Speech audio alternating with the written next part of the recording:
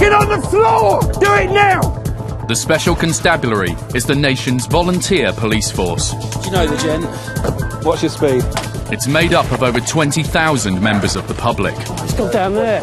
Who give their time to fight crime in their communities. Out! Get out of the car! Get out of the car! Specials combine their day jobs Stage, please! and home lives Here's a good boy. with being serving police officers on the front line. Coming up, a man with a knife has barricaded himself in his kitchen. There's blood all around the door frame. We've got to get in there. It's a dog's life for Adam as three pooches give him the runaround. This is ridiculous, isn't it? Come here. Talk about a wild goose chase. This is wild dog chase. And a routine traffic stop takes a violent turn for Chris. They better not be in my house when I get back.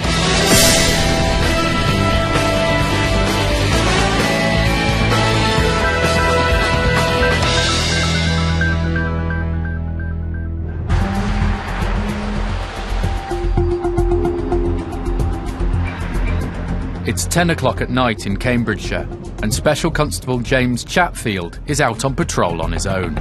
Mel's taken an overdose and smashing premises up as well. An emergency call has just come in from the ambulance service, requesting police assistance at a residential address. There's a male that's taken an overdose, but he's smashing the place up at the same time.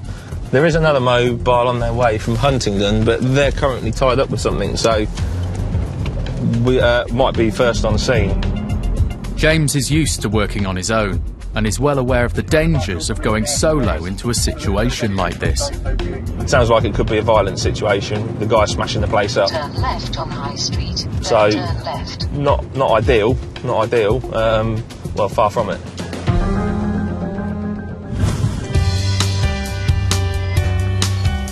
James joined the Specials a year and a half ago, inspired by childhood memories of riding in his dad's police car. With my dad being a police officer in Cambridgeshire, it did inspire me. You'd be at home on a Saturday and then a police car would turn up and it would be him just popping by to say hello. I did get to have a go in the police car on one occasion. You look in the rearview mirror and you think, oh, I'm in the police car. And that's when I thought, oh, I want to do that.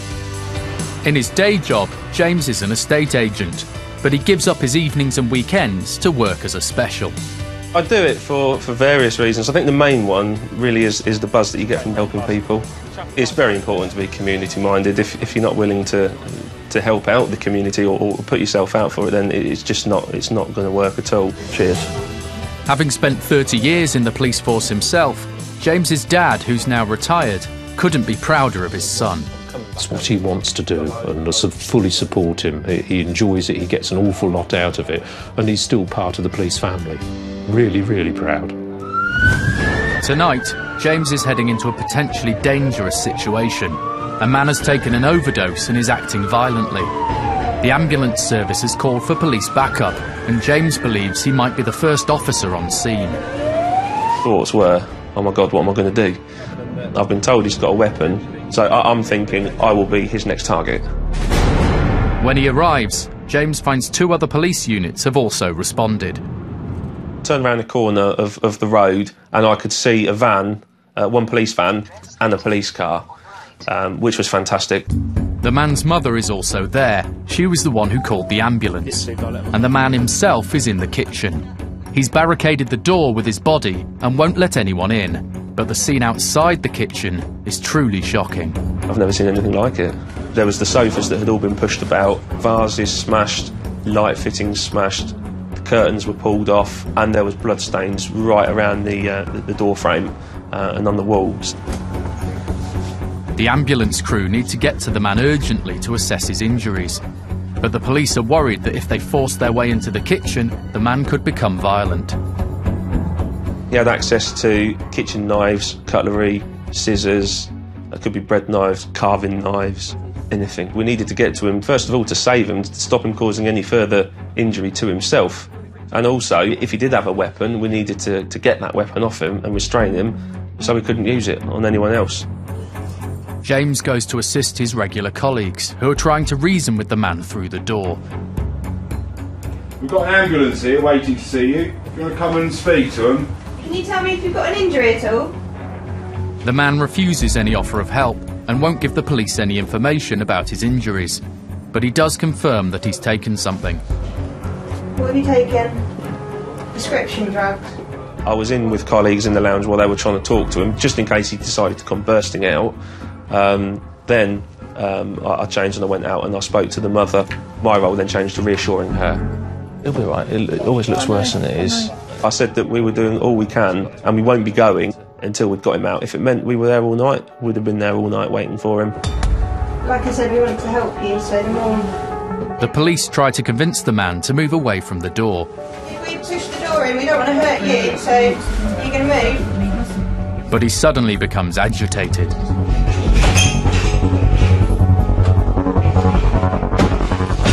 When I heard the banging noises, I was looking round at my colleagues thinking, what's he doing? Real loud banging noises, like he's pulling stuff down, glass smashing. I've just never heard anything like it. The police are worried the man may try to make a run for it, so James is asked to guard any possible escape routes. Just make sure there's somebody around by that window. Yeah, I'll go around. The situation is now becoming increasingly urgent. The man is in a bad way, and the police are seriously concerned about his well-being. It sounds like he's throwing up in there. And he's collapsed in there as well, but there's blood all around the door frame. We've got to get in there. Armed officers have been called to gain access to the kitchen. When they arrive, James briefs them on the situation. No, you're right, what we got? There's a chap and they're not letting us in, you can hear him. There's blood all around the door. Right. He's got knives and everything, what have you, and then he's taking some antidepressants. Everything now moves up a gear as the armed officers prepare to enter the kitchen. Get all this out of the way. Just drag him out until we're in. So get that out of the way, so we can get connected. But hearing the commotion outside, the man becomes distressed. The police need to get in there straight away. They get ready with the taser and prepare to break down the door. Can you stand back and we'll break the door open? Then the man suddenly opens the door. Show me your hands. But he's not going down without a fight.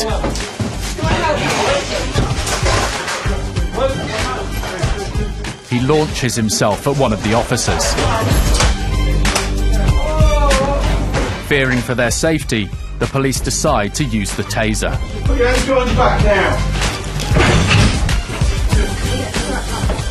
The state of the man was pretty horrendous. He was covered in blood from head to toe. It was all over his face, all down his chest, legs, arms, the lot. It was like watching the horror film, but then realising you're actually in it. It's an alarming sight for the man's mother, but James does his best to keep her calm. He'll be all right. No ambulance have got to him anyway. They'll be able to sort him out. The paramedics are now able to assess the man's injuries, and although they look alarming, they turn out to be quite superficial. He has several wounds, nothing overly serious, but there's a lot of blood everywhere. I'm going to take him to hospital because he needs some wound closure done on the wounds on his hands and across his body. It's just now getting him out safely, really, because he's still a bit edgy around us in the police. The man is taken to the ambulance and will be transported to the nearest hospital. And for James, it's the end of a very eventful shift. From arriving at that house and seeing what he'd done to his own house, I was very concerned for my safety and colleagues' safety as well. He's capable of doing that, he's capable of injuring any one of us, and that really is at the front of what I'm thinking all the time. A lot of people will say, why did you put yourself in that situation? It's the thought that potentially you are helping someone. We get him out of the house, he goes to hospital, he survives. That's a life saved. And I think it's the buzz of that is what does it. The man was admitted to hospital that night, where he was treated for his injuries. He was later sectioned under the Mental Health Act.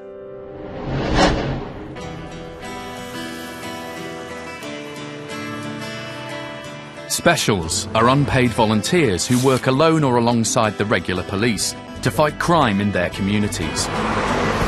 We got all of them! Don't want to see you walking on the main road again. Come on. Recovery's obviously en route. Specials are not police community support officers.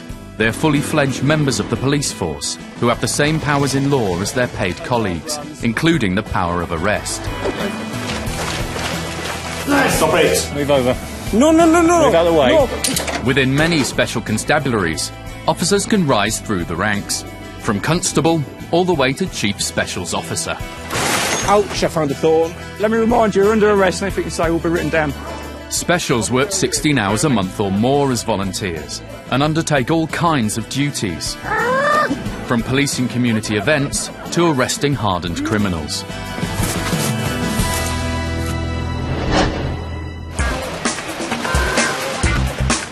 It's a freezing cold day in Cambridgeshire, and Special Constable Adam Catling is out on patrol with colleague PC Kirsten Richmond.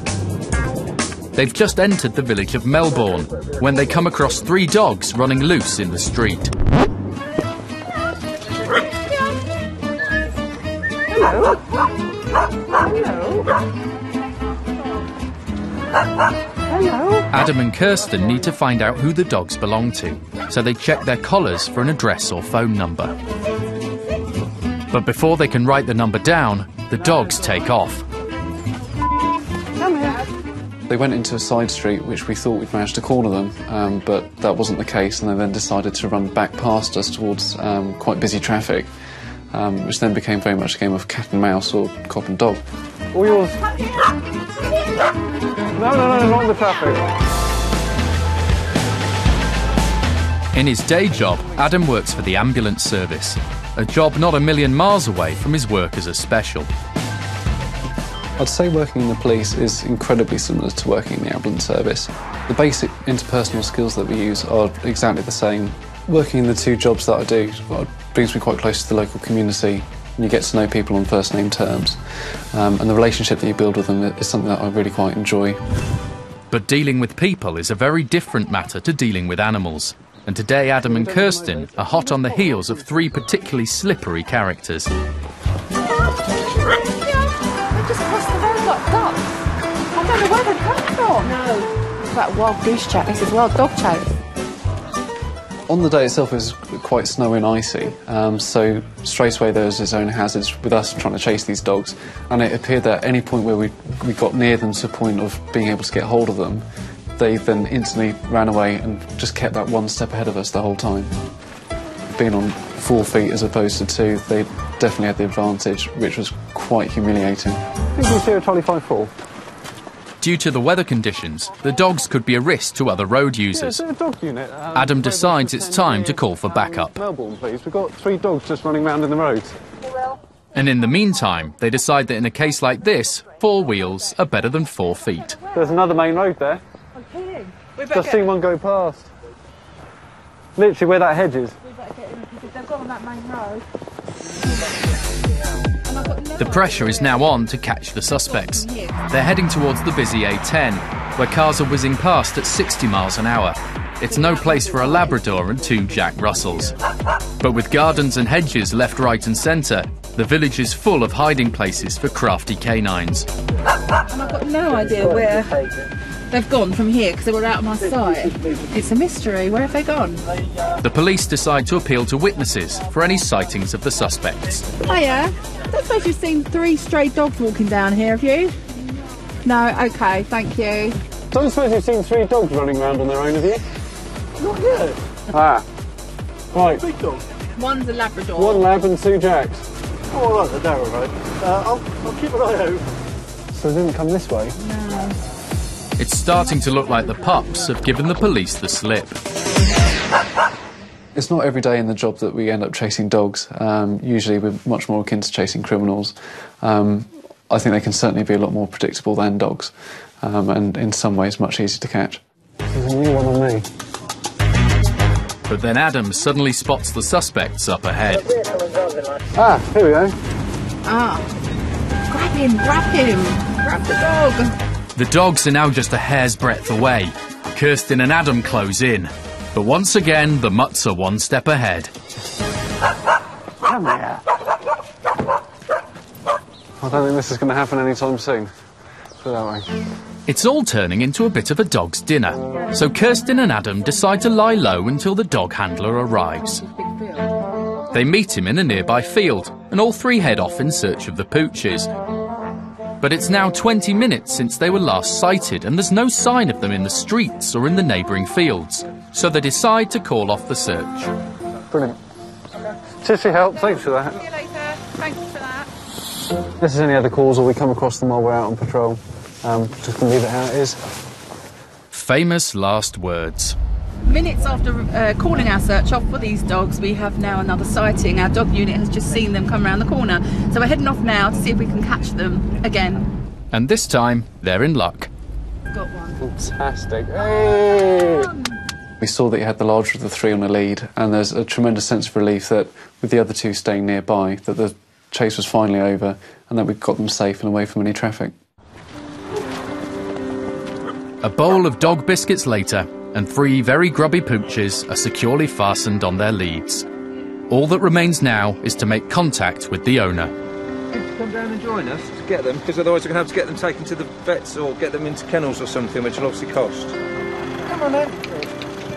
The dogs are loaded into the police car, and the dog handler arranges for the owner to come and meet them. At least we know that they're going to be okay now, and there's not going to be any road-related incidents, which is always good. Team effort! We got them! But it's not quite over yet. Unfortunately, when we got there, some time passed without her turning up, which then meant that we had to call her to see what was going on. She's in labour. She was due this afternoon. She was heading to hospital when we called. She's on her way back, and the pains have started to kick in and contractions. So she's gone off to hospital. We're not delivering a baby. So she's... In the time that I've been working with the police, this is probably one of the most surreal situations. Hello. Chasing dogs for 2.5 hours for the owner then to go into labour, it is something that you just couldn't plan for, and certainly something that isn't involved in your training. Hiya. Luckily, there's someone at the owner's address, so they're able to deliver the dogs safely. For a minute. There's number one. Come on, boy. She's got a sore back left leg. Thank you very much. No problem, take care. Thank you. The main worry with these three dogs was that they were going to cause an issue with the traffic. So as light and funny as it did seem, it was very much just a matter of trying to get control of the three dogs before they came too much of a risk to the public. It came as tremendous relief, beyond what I could describe really, that we managed to get them home safe and sound.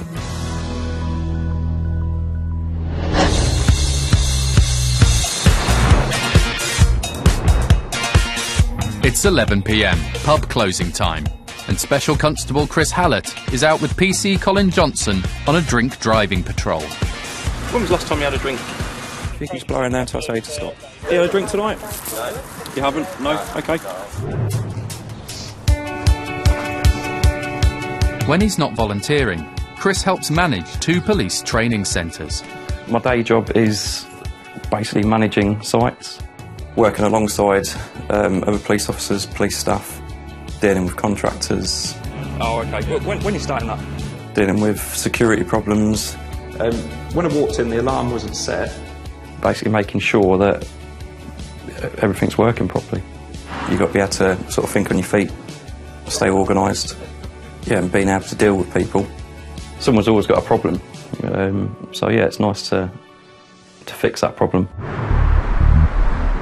Tonight, Chris and Colin are on the lookout for drink drivers, and a van in front has aroused their suspicion. The drivers were a little bit sort of scatty trying to get out of the way, just seeing a police car. They suddenly sort of just turned off a street and driving a little bit quick. So yeah, so we followed it and pulled it over. Doing a drink drive campaign. During December, have you had a drink tonight? No. You haven't? No. When was the last time you had a drink? Yesterday. Yesterday? You got a driving licence on you? No, not with me. I'm in my pyjamas.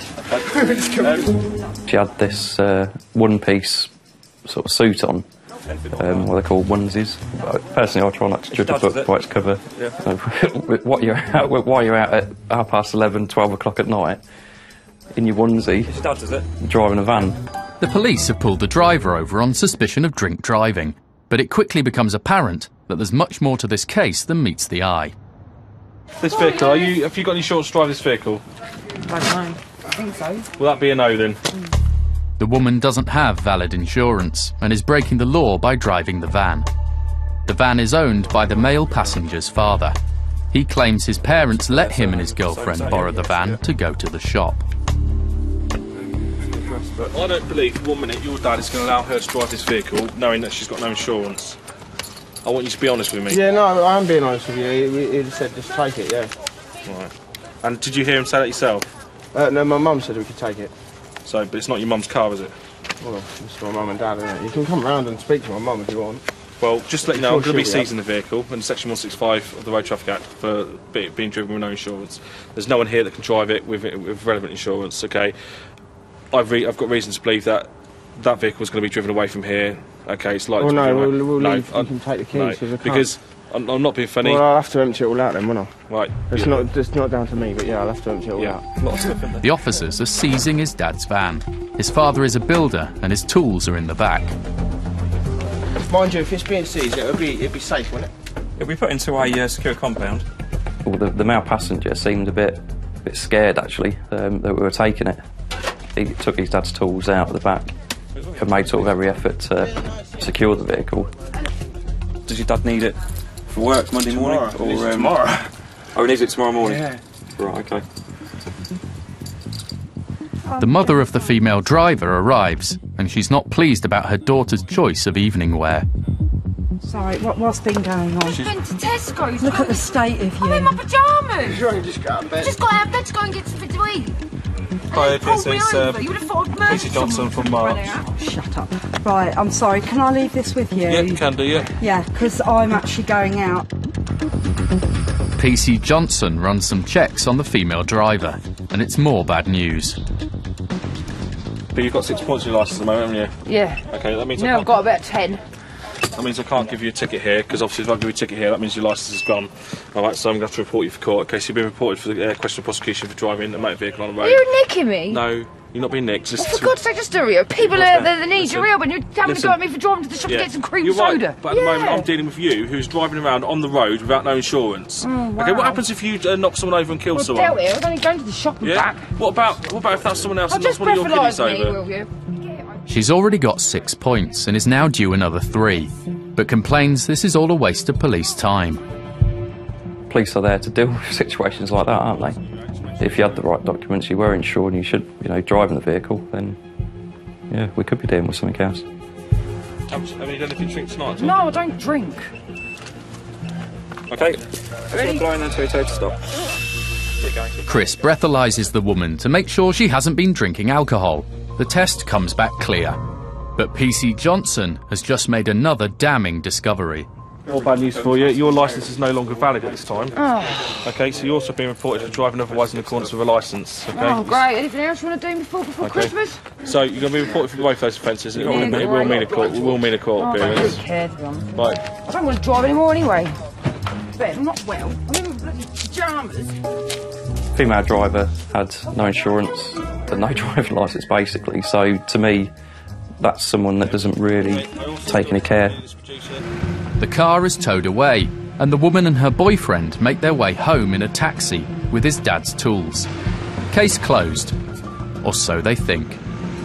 Literally before we got to the end of the street, we heard a call coming over the radio. Control is reporting a domestic dispute in progress at the address of the man whose van has been impounded. A specific street and house name was mentioned, and we both sort of looked at each other and thought, what's the address of the van? Yeah, we'll go as well. Get this domestic out of that address.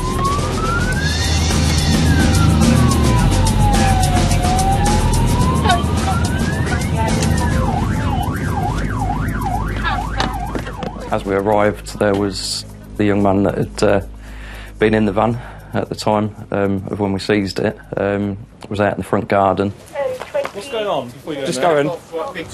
Who's kicked off? He had a bit of a fat lip, and he was basically saying, arrest his dad. The man claims he was hit by his father when he came home without his van. Just try and calm down. Try and calm down, all right? The father has accused his son of stealing some of his tools. Due to how the father was acting, he was handcuffed immediately by P.C. Johnson. Because obviously you're a bit agitated, aren't you? No, I'm off, but you can't go around hitting people for it. The man's wife is also in the house and appears to have been involved in the incident. Her cheeks and her nose looked quite swollen. I think she was trying to stop the dad from hitting the son, and she got in the way. Got punched in the face. You're under arrest for ABH times 2, okay? You don't have to say anything. Sorry? You're under arrest for ABH Times 2 for your son and your wife. And what? And punching your wife. Right. Okay? So you do not have to say anything, but mainly defence. If you do not mention one question, something shall later rely in court. Well, I think... Anything you do say will be given evidence. Do you understand? Oh, I understand I'm under arrest, so you better make sure when you release me, because I'll tell you now, Yep.